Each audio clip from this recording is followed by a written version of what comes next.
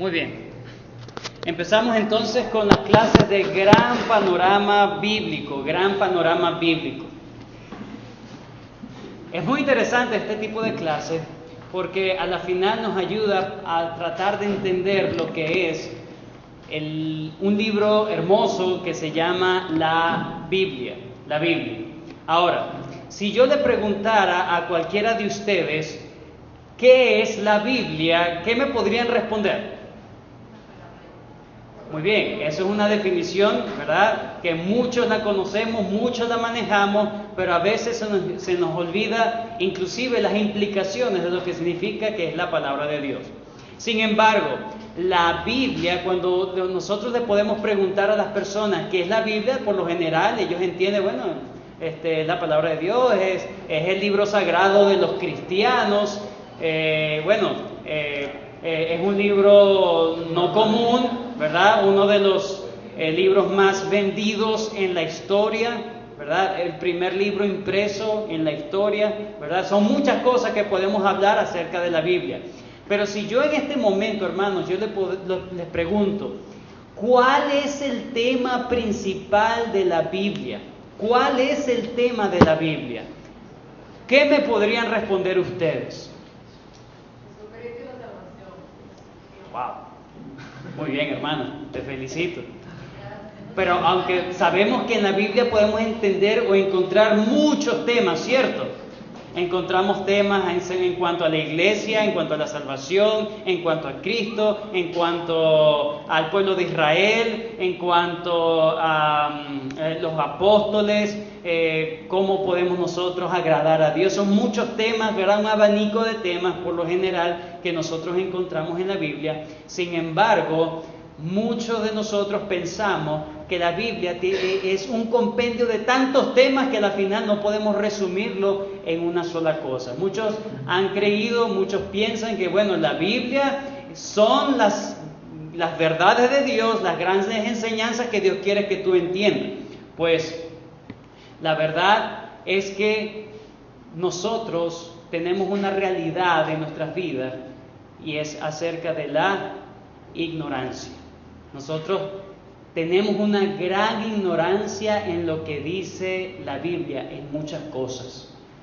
Por ejemplo, si yo les pregunto en este momento, hermanos, ¿qué enseñanza podemos nosotros tener acerca de Primera de Samuel capítulo 17?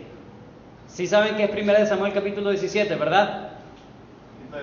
La historia de David y Goliat. Nosotros, podemos bosquejar la historia de David y Goliat David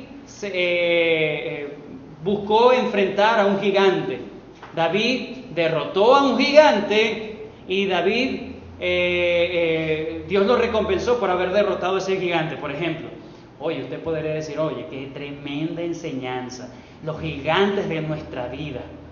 El Señor quiere que nosotros nos dispongamos, no con armaduras humanas, sino en el nombre del Señor.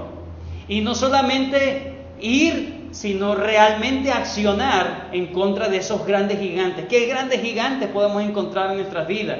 Bueno, el gigante de la deuda, el gigante de la depresión, el gigante del desánimo, el gigante del menosprecio. El gigante de quién sabe qué cosa, de los vicios, del pecado, el problema. Entonces ahí la enseñanza en Primera de Samuel capítulo 17 es que debes enfrentar a los gigantes con el poder de Dios y Dios te va a dar la victoria.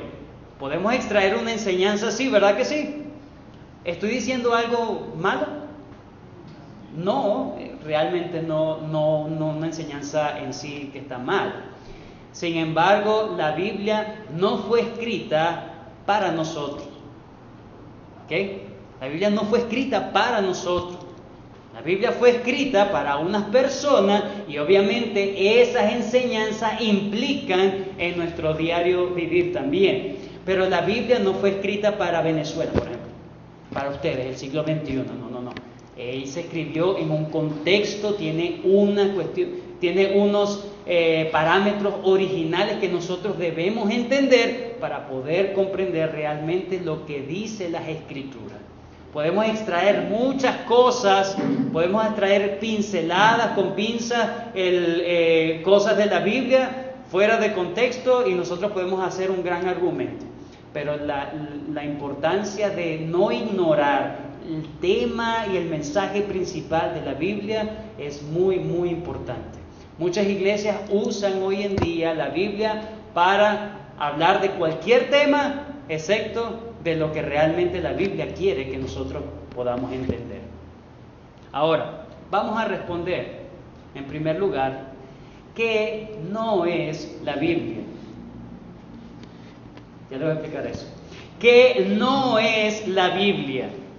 Lo primero que debemos entender es que la Biblia no es un libro de citas célebres sobre temas morales o espirituales. Vuelvo a decirlo. La Biblia no es un libro de citas célebres sobre temas morales o espirituales. Muchas personas citan la Biblia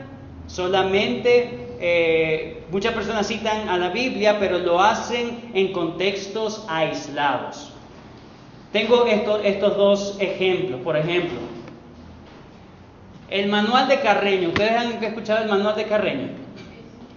Ese libro trata de ¿qué? Ética, moral, normas de urbanidad, buenas costumbres, etiqueta, cómo debemos nosotros comportarnos en la sociedad, cómo debemos comportarnos en diferentes niveles, estratos sociales, ¿verdad? Entonces, el manual de Carreño, por ejemplo, eso lo conocen muchas personas y nosotros de allí podemos agarrar citas, podemos agarrar algunos enunciados y eso no va a contradecir, ni yo debo conocer antes ni después para nosotros entender los extractos o los enunciados que ahí aparecen, ¿cierto? No está de una manera que yo debo leer desde el capítulo 1 hasta el capítulo en donde está escrito ese libro. No debo tener una lectura consecutiva para entenderlo, no, yo puedo agarrar de aquí, puedo agarrar de allá, puedo agarrar de otro lado y yo puedo entender lo que me quiere decir ese libro, ¿verdad? Ese es un libro de citas simplemente. Ahora, no es lo mismo que yo agarre, por ejemplo, esta novela de Romeo y Julieta. Si yo agarro esa novela, ese libro, y hago así, voy a empezar a leer desde aquí, y empiezo a leer, ¿voy a entender lo que estoy leyendo? No, porque él tiene una consecución. Yo debo leer desde el principio para poder entender el argumento o lo que se está exponiendo en esta página que yo quiero leer. Bueno, algo así, salvando la diferencia, pero algo así es la Biblia. Muchos hoy dicen, yo quiero saber la voluntad de Dios para mi vida. Bueno, vamos a ver. Hacemos la ruleta acá y, bueno, ¿qué dice aquí? En la hermosura de la gloria de tu magnificencia, en tus hechos maravillosos meditaré. Bueno, eso es lo que yo voy a hacer entonces. ¿Debemos usar la Biblia de esa manera? No. Ese versículo está dentro de un contexto. Y ese contexto es el tema principal de la Biblia. Yo debo entender el tema principal de las Escrituras para poder ver cada versículo, cada capítulo en su contexto, en su panorama general. La Biblia entonces no es un conjunto de dichos aislados. Bueno, aunque hay un libro que se llama Proverbios, sin embargo, inclusive ese mismo libro tiene un contexto, un piso, una base, un fondo, un trasfondo que nos ayuda a entenderlo de mejor manera. Cada versículo de la Biblia debe ser interpretado en el contexto del capítulo donde aparece. Cada versículo de la Biblia debo interpretarlo en el contexto del capítulo completo donde aparece. Cada capítulo debe ser interpretado a la luz de la Biblia como un todo. ¿Qué me dice este capítulo en este libro de la Biblia? Cada libro de la Biblia debe ser interpretado a la luz del tema general de toda la Biblia, cada libro. Es decir, cada versículo lo debo ver en el contexto del capítulo, y cada capítulo en el contexto del libro en general, y ese libro en general tiene que ver con un contexto de toda la Biblia. Así es como la Biblia debe ser entendida a la luz del mensaje en general de ella misma. Yo voy a explicar esto de mejor manera en unos pocos minutos. La Biblia no es una colección de libros tampoco. ¿Qué dijimos primero? La Biblia no es un libro de citas célebres, ¿verdad? En segundo lugar, la Biblia no es una mera colección de libros, aunque la Biblia está compuesta por 66 libros escritos por más de 40 personas, ¿verdad? Por casi 2000 años de historia, ¿verdad? En donde finalmente se escribió la Biblia completamente, ¿verdad? Pero en todo eso, la Biblia tiene un solo tema. Ahí está, ¿entienden este dibujo, verdad? Esta es una orquesta sinfónica, una orquesta sinfónica. El asunto de la orquesta sinfónica es que, en primer lugar, hay diferentes instrumentos musicales. Por ejemplo, un violín no suena igual a un violonchelo, que es el más grande. Una trompa no suena igual que una trompeta. El piano, ¿verdad?, no suena igual que el arpa, por ejemplo, ¿cierto? Cada uno tiene un sonido en particular. Si todos sonaran la misma melodía, sonaría igual. Imagínense, los pollitos dicen, y yo lo toco con un fagot, o lo toco con una flauta, o lo toco al mismo tiempo con un violín, con un violonchelo, ¿sonaría igual la misma melodía? Sería la misma melodía, pero habrían colores diferentes de tonalidad. No, de timbre, es la palabra. No de tonalidad, sino de timbre. Sin embargo, la ilustración que quiero darles en este momento es que en una pieza musical, no todos los instrumentos tocan lo mismo. Hay momentos donde, por ejemplo, los violines no tocan y están tocando las trompetas, por ejemplo. Ellas tienen unas partituras, van tocando, mientras los violines, por ejemplo, están en silencio. O los violines están tocando una melodía totalmente diferente a la melodía de los violonchelos o de las violas. Pero cuando usted escucha completo todo eso, por eso se llama una orquesta, está orquestado, está combinado. Cuando yo escucho esto, por ejemplo, vamos a escuchar solamente los violines. Bueno, qué bonita melodía, pero hasta allí. Pero cuando usted escucha los violines junto con los violonchelos, junto con las tubas, los timbales y el fagot y todos estos instrumentos, cada uno en su particularidad, cuando usted lo escucha en conjunto, usted escucha una sola pieza musical. Una sola pieza musical. Si faltara alguno de ellos, la pieza musical no sería lo mismo. Bajaría la intensidad y la calidad de lo que se quiere transmitir. ¿Ok? Entonces, la Biblia es algo muy parecido.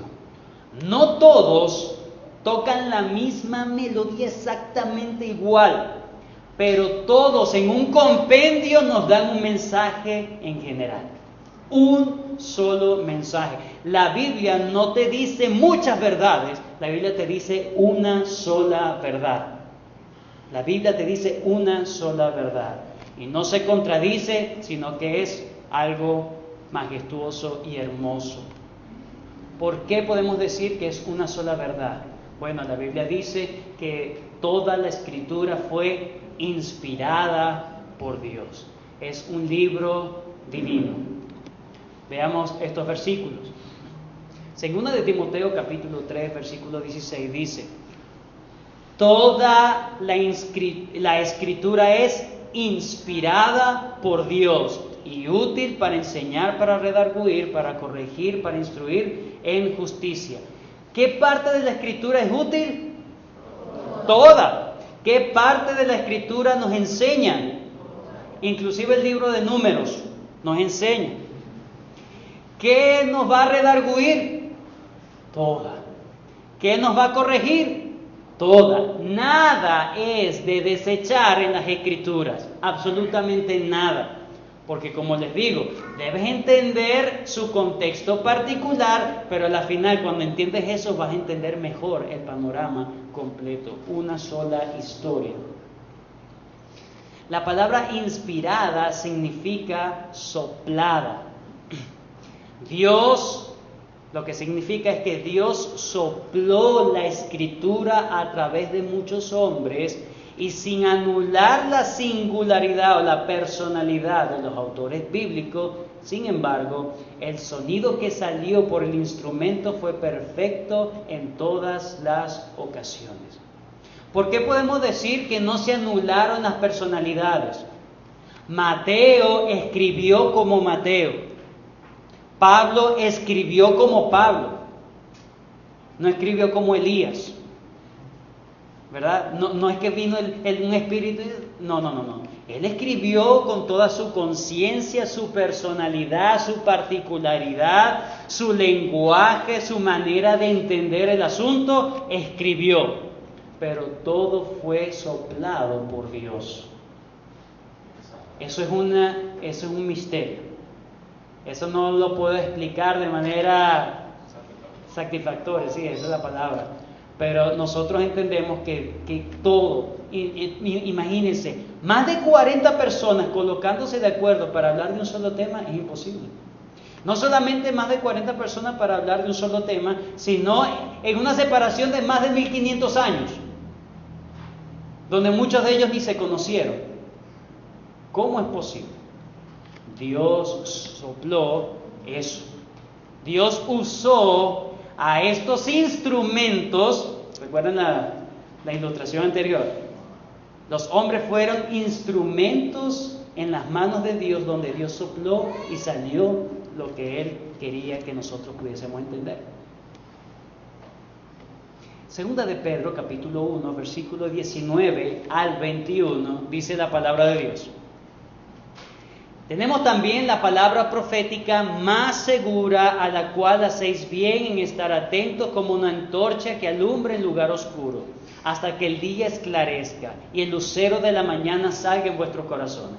Entendiendo primero esto, que ninguna profecía de la Escritura es de interpretación privada, porque nunca la profecía fue traída por voluntad humana, sino que los santos hombres de Dios hablaron siendo inspirados por el Espíritu Santo. Yo subrayé ahí la palabra interpretación, porque es la misma palabra que aparece en Hechos capítulo 19, versículo 39. Hechos 19, 39 dice: y si demandáis alguna otra cosa en legítima asamblea, se puede decidir. La palabra interpretar y decidir es la misma. Entonces podemos decir que ninguna profecía es de decisión privada. Ellos no deciden, tengo una gran idea, voy a escribir algo de Dios. No. Dios usó a los santos hombres, como dice allí, no que vino de una interpretación privada, una de decisión privada, algo que le nació en sí del corazón, no, sino que Dios inspiró, Dios los llevó de la mano, Dios los guió a eso. ¿En contra de su voluntad? No. Y allí el poder de Dios, obrando en la propia voluntad del hombre, con toda la voluntad, con todas las emociones, con todo el intelecto del hombre, con toda la libertad, la autonomía del hombre que tiene, el Señor lo usó para él llevar su mensaje. Entonces, ¿qué es la Biblia entonces? ¿Qué es la Biblia? No son citas célebres, no es una mera colección de libros, al azar, ¿no? ¿Qué es la Biblia? La Biblia es un libro escrito por hombres, pero inspirado por el Espíritu Santo, ¿cierto? Es lo que acabo de decir con los versículos anteriores. Entonces podemos resumir que la Biblia es el libro de Dios. La Biblia es el libro de Dios. ¿Cómo puedo conocer yo a Dios? Por el libro que Él escribió. Es un libro autobiográfico. Nadie conoce a Dios sino Él mismo. Yo soy así, y lo dejó escrito. Usó a hombres para que dejaran por escrito su mensaje. La Biblia es el libro de Dios. Vamos a hablar de las características del libro de Dios, ¿okay? En este tiempo que nos queda. ¿Cuáles son las características del libro de Dios? En primer lugar, el libro de Dios consta de 66 libros que fueron escritos. Consta de 66 libros que fueron escritos por hombres. Dios usó a hombres, 66 libros. 40 autores humanos diferentes de diferentes épocas. ¿Ok? 66 libros escritos por más de 40 personas en diferentes épocas de la historia. Se calcula que casi 2000 años en todo ese tiempo de escritura de la Biblia. ¿Qué otra característica podemos hablar acerca del libro de Dios? El libro de Dios está dividido en dos grandes secciones. ¿Cuáles son las dos grandes secciones? Amén. ¿Cuáles son? Antiguo Testamento, Nuevo Testamento. Antiguo Testamento consta de 39 libros. El Nuevo Testamento consta de 27 libros. El Antiguo Testamento fue escrito en hebreo. El Antiguo Testamento fue escrito en hebreo, aunque hay algunas porciones que fueron escritas en arameo, pero en la totalidad del libro de los 39 libros del Antiguo Testamento fueron escritos en el idioma hebreo. El Nuevo Testamento consta de 27 libros, que fue escrito ¿en qué idioma? Estos son los idiomas originales, en el griego. Así que cuando usted escuche a alguien diciendo, porque la escritura en Isaías y esa palabra en el hebreo significa tal cosa, ok, muy bien. Y en Primera de Tesalonicenses el apóstol Pablo usó esta palabra en hebreo significa, en hebreo. ¿Dónde agarró él el hebreo? No, se equivocó. ¿Dónde tiene que ser? Griego. Nuevo Testamento en griego, las palabras en griego, y el Antiguo Testamento en hebreo. Veamos más características del libro de Dios. Hermanos, hay porciones narrativas y hay porciones que comentan la narrativa. Hay porciones narrativas o secciones narrativas y secciones que comentan tal narración, que explican tal narración. Por ejemplo, en un juego de fútbol, ¿verdad? Usted, los que vean fútbol, me imagino, o cualquier deporte, cuando usted lo ve transmitido por televisión, siempre hay dos personas, por lo general. Hay uno que está narrando lo que está aconteciendo, que está narrando exactamente, él no le está agregando ni quitando, sino que está diciendo exactamente lo que está pasando en el campo de juego. Pero hay otro que le da color o vida a esa narración. Por ejemplo, viene estoy hablando de fútbol.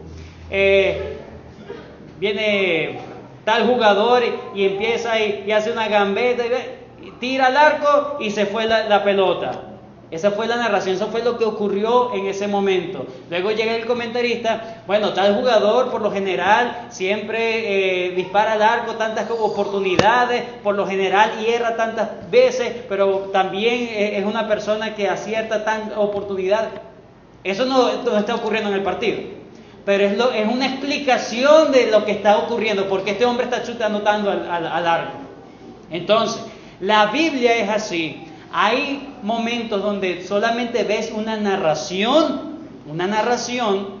pero hay momentos donde tú ves la explicación de esa narración. Es así como nosotros podemos entender la Biblia, el libro de Dios. Libros que son narrativos. El Pentateuco. Pentateuco consta de 5 libros. ¿Lo podemos mencionar? Génesis, Éxodo, Levítico, Número, Deuteronomio. ¿Ok? El Pentateuco, desde Génesis a Deuteronomio, son 5 libros. Tenemos los libros de los profetas anteriores. Está desde Josué hasta Segunda de Reyes. Son 6 libros, pero se obvia el libro de Ruth. Por ejemplo, Josué, Jueces, Ruth no lo cuente, Primera y Segunda de Samuel, Primera y Segunda de Reyes. ¿Ok? 6 libros que se llaman los profetas anteriores. Son libros narrativos. Luego están los escritos. Así se llaman, los escritos.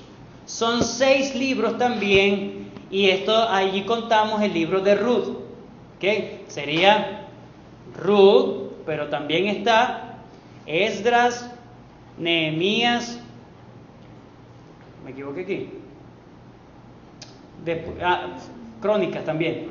¿Okay? Crónicas. Entonces sería Ruth, Primera y Segunda de Crónicas, Esdras, Nehemías y Esther. 6 libros de los escritos.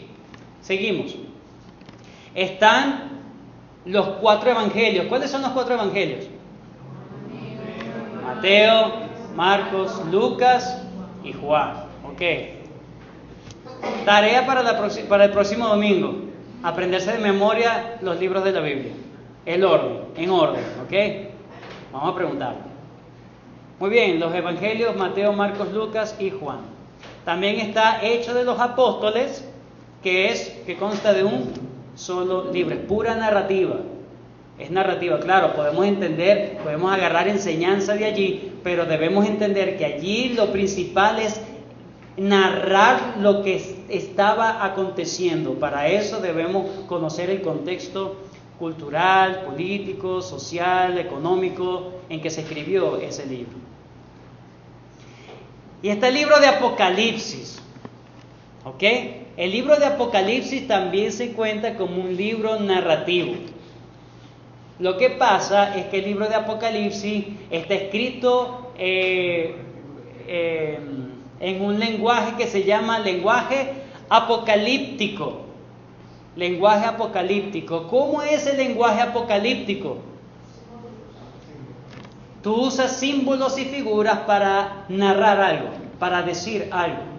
Por ejemplo, si yo digo, el pulpo de la burocracia y de la corrupción se adueñó del sistema. No es lo mismo decir que la corrupción está en todas las esferas del sistema de gobierno, por ejemplo. ¿Qué tiene más impacto? El pulpo, ¿verdad? Se escucha así como, uy, qué feo, ¿verdad? Bueno, estoy diciendo lo mismo, pero solamente estoy usando un lenguaje figurativo. El libro de Apocalipsis es la narración desde el principio hasta el final en lenguaje de figuras, de símbolos, ¿ok?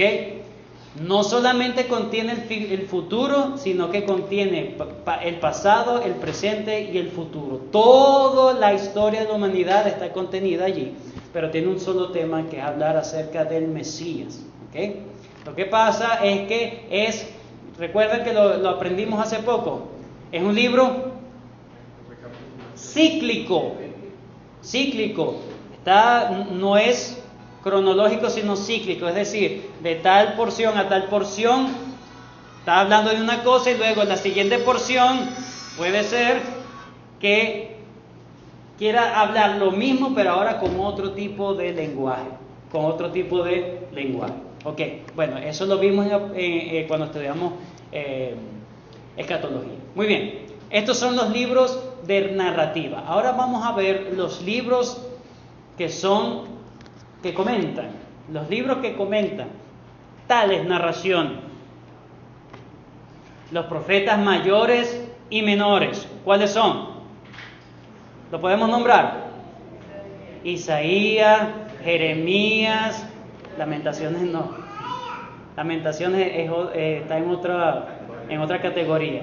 Isaías, Jeremías, Ezequiel, Daniel, Oseas, Joel, Amós, Abdías, Jonás, Miqueas, Nahum, Habacuc, Sofonías, Ageo, Zacarías, Malaquías. 16, ¿ok? Tarea para la próxima semana, aprenderse los libros de la Biblia. 16 libros. Están los poéticos. Ahí está Job, Salmo, Proverbios, Eclesiastés, Cantares y Lamentaciones.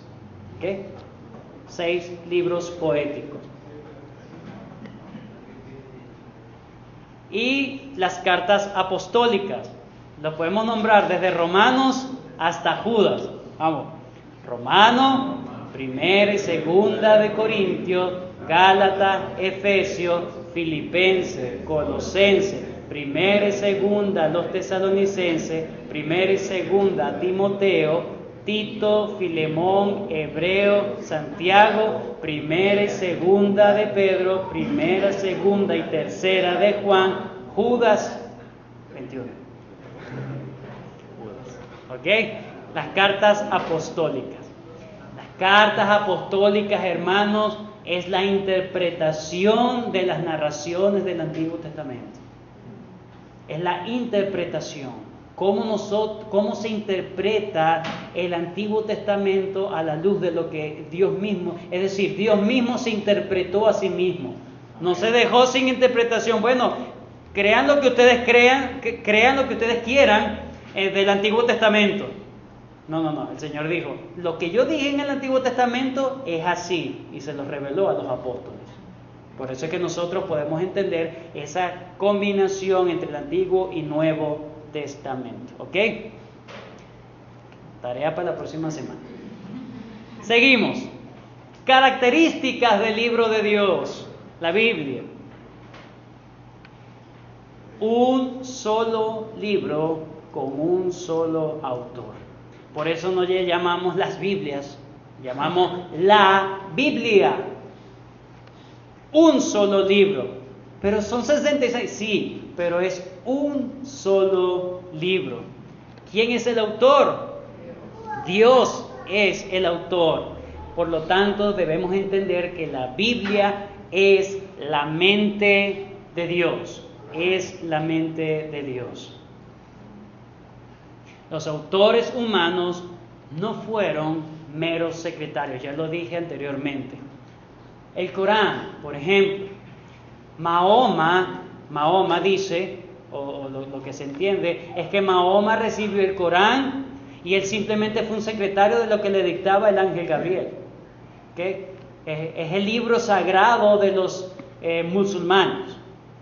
Pero la Biblia es particular porque no fue un dictado como tal, sino que Dios usó las personalidades, no anuló las personalidades, los usó y ellos escribieron como ellos entendían la situación, como ellos les estaba pareciendo, y resulta que era Dios que se lo estaba revelando.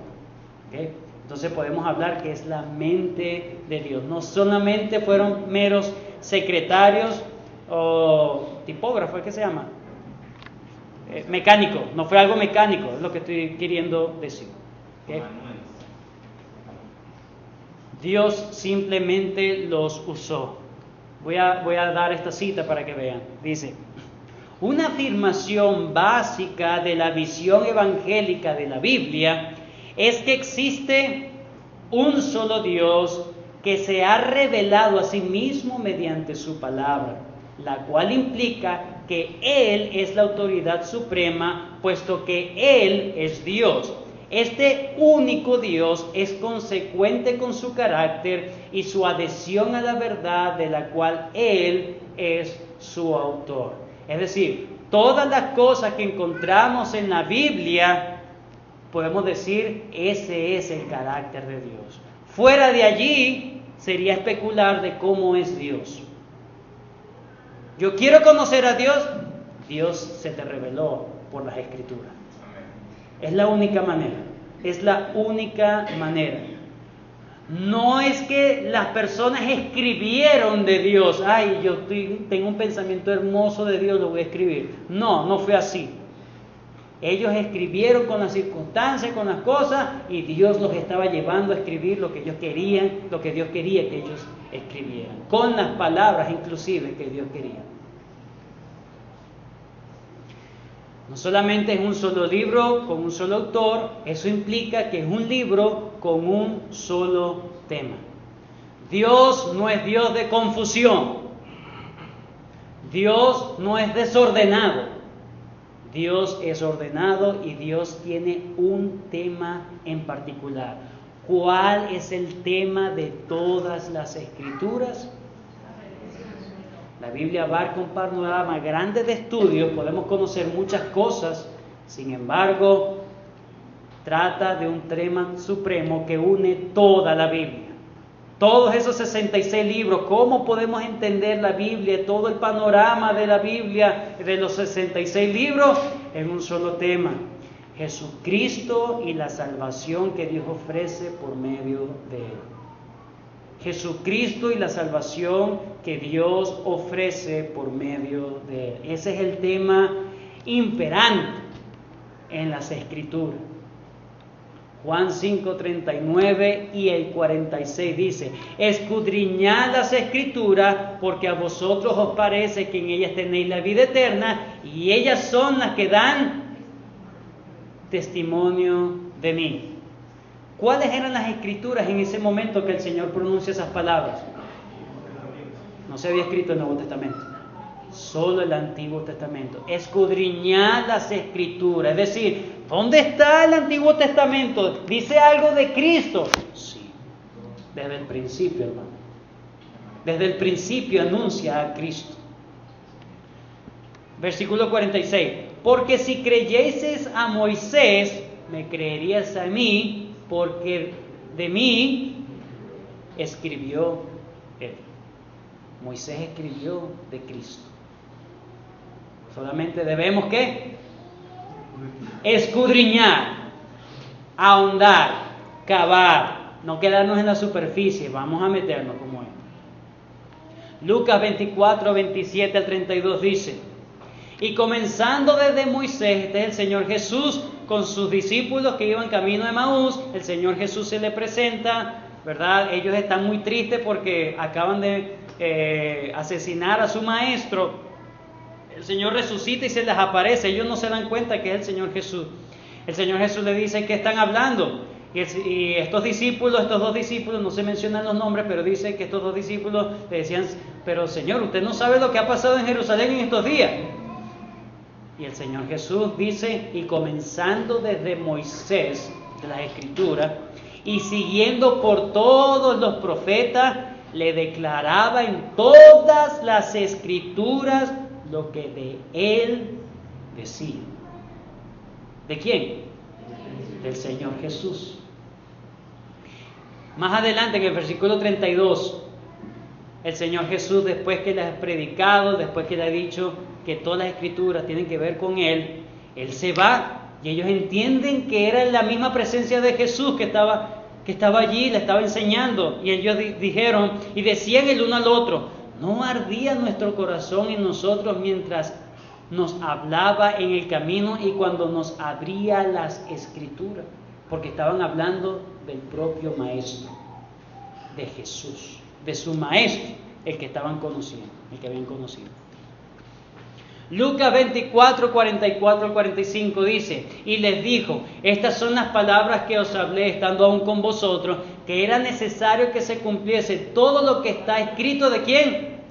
De mí, en la ley de Moisés, en los profetas y en los salmos. Entonces les abrió el entendimiento para que comprendiesen.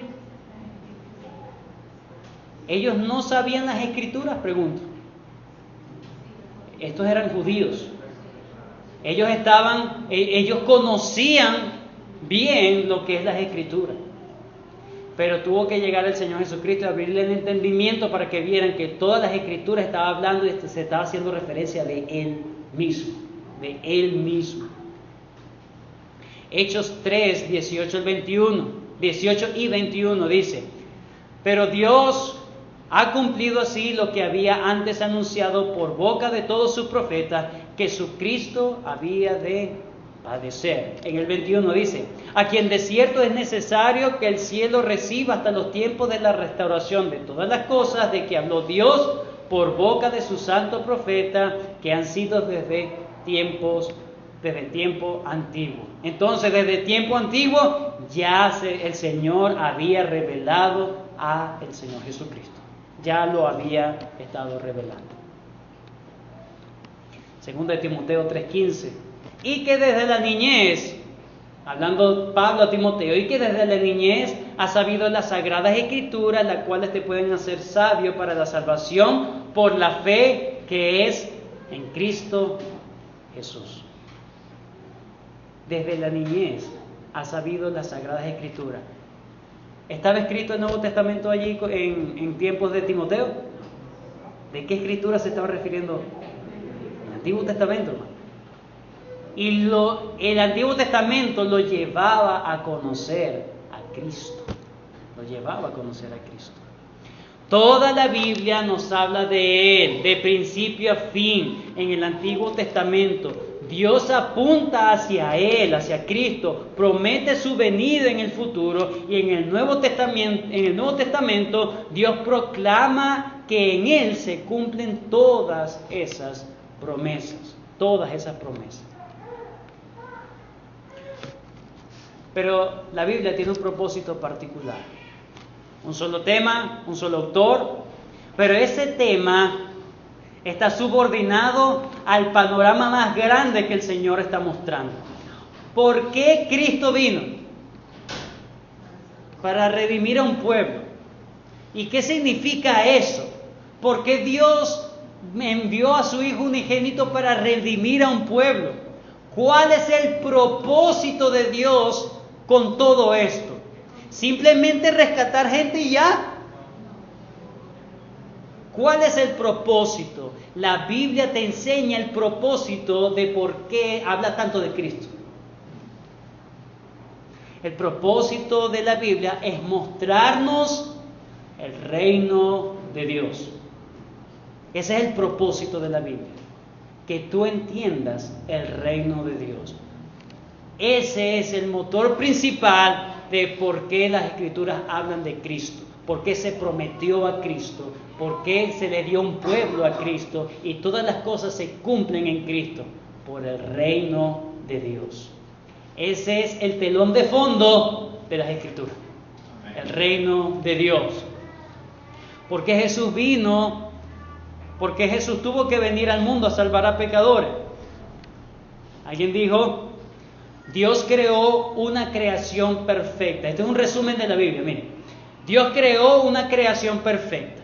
Puso al hombre como corregente de esa creación. Pero el hombre pecó, perdió el paraíso, y todo lo que la Biblia enseña desde Génesis hasta el Apocalipsis es cómo ese paraíso perdido vino a ser el paraíso, recobrado a través de la obra redentora de Cristo. Es decir, Dios tratando de implantar su reino. Este es el resumen de la Biblia, hermano. Dios queriendo implantar su reino en la tierra. Por eso es que se habla de que el Señor Jesucristo, después que Juan fue encarcelado, Jesús vino a Galilea predicando la buena noticia del reino de Dios, diciendo: el tiempo se ha cumplido y el reino de Dios se ha acercado. Arrepentíos y creed en el Evangelio. Es por causa del reino. Vosotros oraréis así: Padre nuestro que estás en los cielos, santificado sea tu nombre. Venga a nosotros tu reino. Venga tu reino. Hágase tu voluntad como en el cielo, así también en la tierra. El reino de Dios, hermano. La Biblia te habla de Cristo desde principio a fin. Pero es porque hay un fin último. La gloria del reino de Dios. La gloria del reino de Dios. Y eso es lo que vamos a estar estudiando. Eso es lo que vamos a estar estudiando en estas semanas a partir, hoy era simplemente la clase de introducción, la clase introductoria. Vamos a definir rápidamente qué es el reino de Dios. ¿Qué es el reino de Dios? Alguien lo definió de esta manera y ese es el bosquejo que vamos a utilizar en todas las clases. El bosquejo que vamos a utilizar en todas las clases. El reino de Dios es el pueblo de Dios en el lugar de Dios bajo el gobierno y bendición de Dios. ¿Ok? Eso nos lo vamos a aprender de memoria, se los aseguro. Porque se lo voy a repetir tanto que lo van a decir hasta dormidos. El reino de Dios, el pueblo de Dios en el lugar de Dios bajo el gobierno y bendición de Dios. He allí el reino de Dios. Pero ¿de dónde sacan tal cosa? En las Escrituras. ¿Y cómo lo vamos a aprender? Bueno, siga viniendo los domingos. Siga viniendo los domingos. Voy a dar el bosquejo general de todo lo que vamos a ver en los domingos. Lo que vamos a ver a partir de la próxima semana, vamos a ver el patrón del reino. Vamos a hablar de Adán y Eva en el huerto del Edén. Vamos a ver el patrón del reino. Este patrón del reino es el pueblo de Dios, el lugar de Dios, el gobierno y bendición de Dios. Eso se ve desde el huerto del Edén. Luego vamos a ver el reino perdido, cuando Adán y Eva son expulsados del Edén. Luego vamos a ver el reino de Dios prometido. Es cuando Dios llama a Abraham y le da las promesas. Luego vamos a ver el reino parcial. Es que todas las promesas de Abraham fueron cumplidas parcialmente en Israel. Esto es importantísimo en la teología. Entender que las cosas que se cumplieron en Israel fueron de manera parcial. Luego vamos a ver el reino profetizado, que son los profetas del Antiguo Testamento cuando empezaron a profetizar del Mesías, de Cristo. Luego vamos a ver el reino presente, que es cuando Cristo vino a la tierra y para mostrarse como el rey que habría de venir.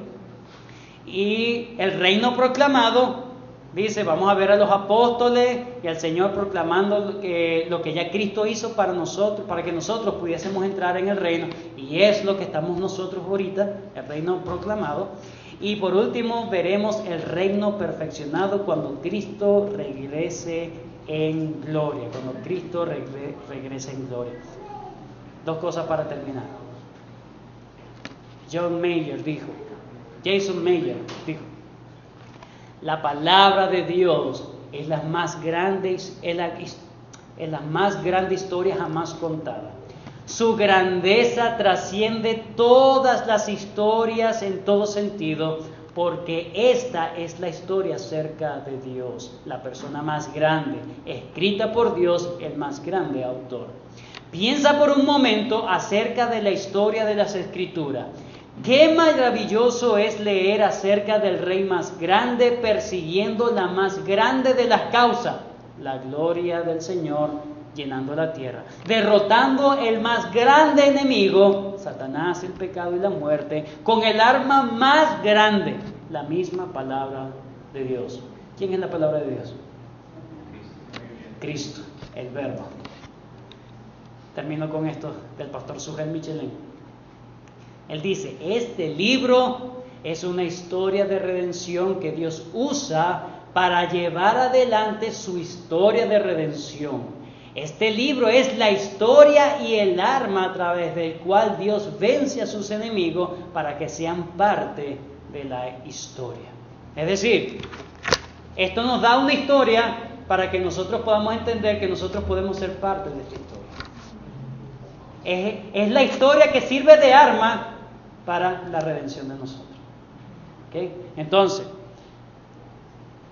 ¿alguna pregunta hasta aquí?